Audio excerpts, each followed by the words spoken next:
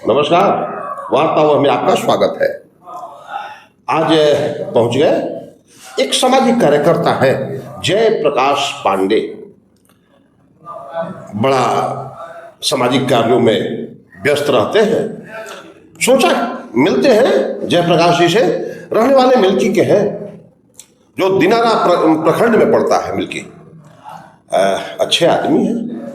तो सरकारी कार्यालयों में जन समस्याओं को लेकर तो दौड़ना होता ही होगा। मिलते हैं, कैसे करते हैं जन समस्याओं का निदान, और सरकार के इस मायाजाल में मानवता के कल्याण के लिए अपने कार्यों को कैसे देते हैं अंजाम। जयप्रकाश जी, आपका वार्तालाप पर स्वागत है। जी धन्यवाद। सामाजिक कार्य में व्यस्त रहते हैं जी, बहुत सुंदर। क्या क्या करते हैं? समाज कल्याण का कार्य में किसानों का भी कुछ कल्याण करते हैं। किसान का भी कल्याण होता है, हम लोग गरीब लोग का भी कल्याण करते हैं। सभी लोग अगले पिछड़े को लेकर चलने का काम करते हैं हम। और साथ में हम लोग समाज के साथ में हम लोग शुरू से ही रहे हुए हैं। किसान के लिए भी मुद्दा उठाते हैं। हम लोग प्रखंड लेवल पे भी, ब्लॉक में भी जाते हैं, जहाँ उन लोगों का कार्यक्रम रहता है। जो दिक्कत होती है उसके लिए हम लोग सामने खड़े होते हैं। पहले एक बात बताएं, आप किसानों के मुद्दा को, किसानों को उर्वरक समय पर मिले, उचित कीमत पर मिले, इसके लिए प्रयास करते हैं। जी बिल्कुल। उसके लिए हम लोग सड़क पे भी उतरना पड़ता है तो उतरते हैं, कहीं जाना भी पड़ता है तो उसके लिए जाते हैं, ब्लॉक में भी जाते हैं। ब्लॉक में भी जाते हैं जी। तो आपके यहाँ के किसानों को उचित कीमत पर उर्वरक मिल जाता है? जी मिल भी जाता है, और कहीं कहीं दिक्कत भी होता है। तो मान लीजिए जैसी जिसकी आवश्यकता के अनुसार से लोग ले लेते हैं अपना। और किसान अपना उपज सब पैक्स में दे देता है, ऐसा हुआ है कभी? दे भी देता है पैक्स में भी लोग, कहीं कहीं लोग बनिया को डायरेक्ट भी दे देते हैं पैसे, धान। तो किसानों का आय बढ़ रहा है? किसानों का आय तो बढ़ नहीं रहा है। बढ़ नहीं रहा है। मोदी जी बोले थे कि 2022 में किसानों की आय दोगुनी होगी। हुआ है दोगुनी या खर्चा हुआ है दोगुना? ना, खर्चा दोगुना हो गया है, आय कम हो गया है। किसान अभी परेशान है। किसान परेशान है जी। अच्छा एक बात बताएं, आप प्रखंड कार्यालयों में जाते होंगे, आप एक कार्य ऐसा बताएं जो बिना भ्रष्टाचार का प्रखंड कार्यालयों में वह कार्य होता हो।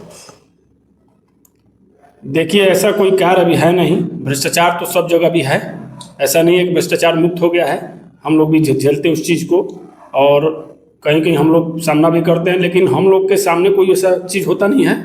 लोगों को जरूरत के हिसाब से अपना लोग, हम लोग को बिना बताए लोग अपना कुछ वैसा कार्यक्रम कर लेते हैं जिसको जरूरत लोग का रहता है। कि मान लीजिए मेरा भी जरूरत है तो सबसे पहले हम थोड़ा सा आपको घूसखोरी का कर दें, या जमीन का है तो सीओ के पास चले गए, कर्मचारी के पास चले गए। आपके माध्यम से कोई अधिकारी पैसा नहीं देता है? जी नहीं, हम लोग के माध्यम से कोई पैसा नहीं देता है। और हम लोग जहाँ तक चाहेंगे वहाँ पैसा किसी का लगने का, हम लोग का रहने से कोई फायदा फिर क्या होगा? फिर जब पैसा ही लगेगा तो प्रयास करते हैं कि आम आदमी का पैसा ऑफिस में ना लगे। बिल्कुल। आदमी समाज में घूम रहा है और सामाजिक कार्य के लिए आदमी रहता है, और कोई किसी को उम्मीद के लेके, कोई किसी से उम्मीद लेके जाता है और उस उम्मीद पर खड़े ना उतरिएगा तो फिर फायदा क्या है? आप किसी राजनीतिक दल से जुड़े हैं कि नहीं? जी नहीं। किसी राजनीतिक दल से नहीं जुड़े हैं? जी नहीं। मौजूदा मुख्यमंत्री के बारे में क्या ख्याल है आपका? नहीं, मुख्यमंत्री के तौर पे तो सही है, ठीक है। अभी उनका कार्यकाल भी ठीक है। अभी ठीक है कार्यकाल? जी, अभी कार्य ठीक हो रहा है। हाँ, कोई मैंने ऐसा भी कुछ विशेष ऐसा कुछ विशेष नहीं है। सम्राट चौधरी मुख्यमंत्री के तौर पे भी ठीक है। अच्छा, आप राजनीतिक नेताओं को किस नजरिए से, जन सुराज के सर्वा प्रशांत किशोर को किस तरह से देखते हैं? हम उनको आइडियल मानते हैं। आइडियल मानते हैं जी। वो कुछ उटपटांग आदमी है। वो देखिए, हर आदमी के लिए हर आदमी सही नहीं होता है। दूसरा चीज है कि उटपटांग होंगे, वो अलग बात है।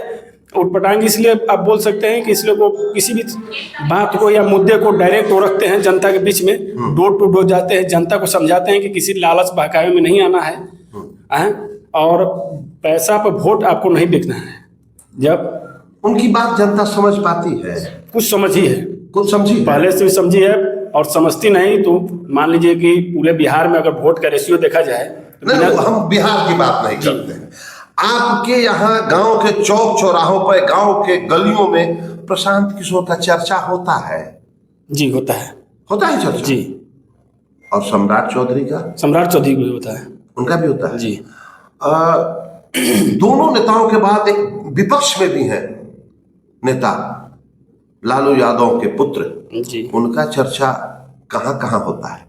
देखिए, सभी अपने जगह पे सही हैं। जिसकी अभी सरकार आएगी अब उसके बारे में सोचा जाएगा। अभी उनका चर्चा होता ही नहीं है, मतलब ना के बराबर कहिए। उनका ना के बराबर जी, इसलिए कभी वो सत्ता में है नहीं, कोई का उनके जिम्मे कोई कार्य है नहीं, तो उनका अभी तो नाम चर्चा बहुत कम ही लोग लेगा।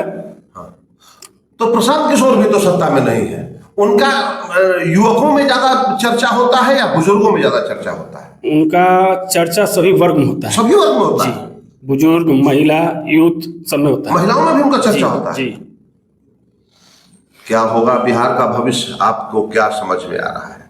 बिहार का भविष्य प्रयास करने से सफल हो जाएगा, सुधर जाएगा। हम बात करते हैं, पढ़ाई के बारे में बात करते हैं, चिकित्सा के बारे में बात करते हैं, सब आपके सामने है, आप भी जानते हैं इस चीज को।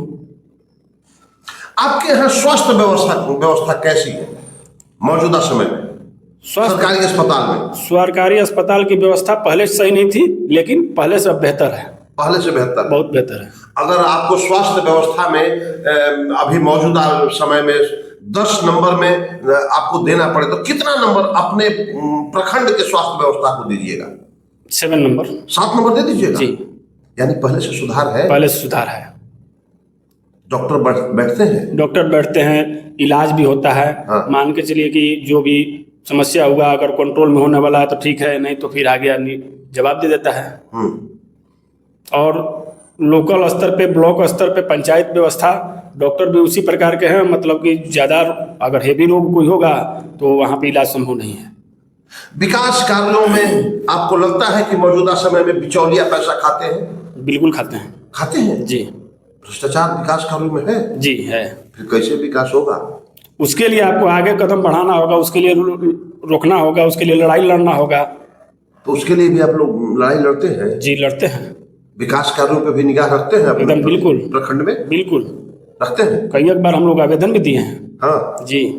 जरूरत पड़ता है तो डीएम के पास भी आप लोग जाते हैं? जी बिल्कुल। और हो हल्ला मचाते हैं आप लोग? एकदम। सामाजिक कार्य करने के दरमियान जान लगता है कि कभी जान पे खतरा भी हो सकता है? बिल्कुल लगता है, ऐसा लगता है। जी। यह कैरियर का चयन कहीं गलत तो नहीं हो रहा है? कैरियर का चयन गलत नहीं है। देखिए, इंसान को क्या है कि अपनी ज़िंदगी के बारे से ज़्यादा दूसरे के बारे में सोचना है।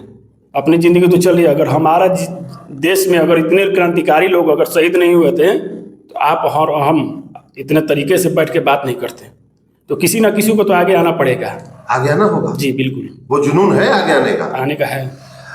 जयप्रकाश जी ने अपनी बातों को बेबाकी से रखा कि लड़ना है तो जुनून के साथ, मानवता के कल्याण के लिए अगर कदम बढ़ाने हैं। जयप्रकाश जी, कुछ दिनों बाद चुनाव आने वाला है। जी। पंचायती चुनाव, जी। प्रत्याशी बनने का इरादा है? जी, हम जिला पंचायत का प्रत्याशी के रूप में भी सोच रहे हैं और रहेंगे भी, अगर मेरे पक्ष में अगर वैसा फैसला आता है तो। आप चुनाव, पंचायती चुनाव के अखाड़े में कूदेंगे? कूदेंगे बिल्कुल। अपने प्रखंड से? दिनारा से? दिनारा से। दिनारा से। दिनारा हम लोग का प्रखंड दिनारा दक्षिणी है। हम उससे हम लड़ेंगे चुनाव। आ सकते हैं आ सकते हैं। प्रत्याशी के रूप जी। में, जिला पार्षद प्रत्याशी के रूप जी में। बिल्कुल। जुनून के साथ चुनाव में भी आने का इरादा रखते हैं जयप्रकाश जी। हम तो इनके उज्जवल भविष्य की कामना करेंगे और देखेंगे कि अपने जुनून को कहां तक मानवता के पथ पर अग्रसर करते हैं। मैं बुटस वार्तावह के लिए।